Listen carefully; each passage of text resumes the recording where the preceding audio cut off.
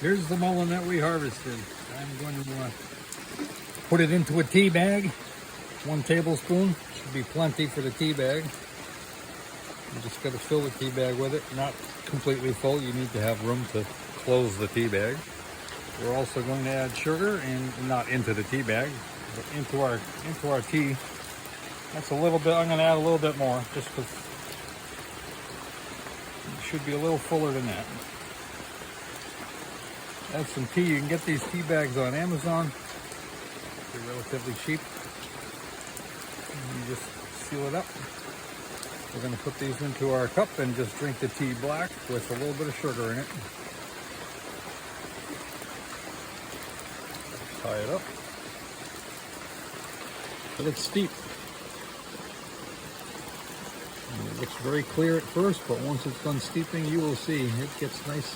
It gets dark enough to be very yummy. And there you go.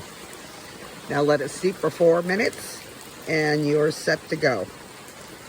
Now is the fun part. You get to enjoy the tea, the yummy taste, and the benefits of the mullein. Happy breathing!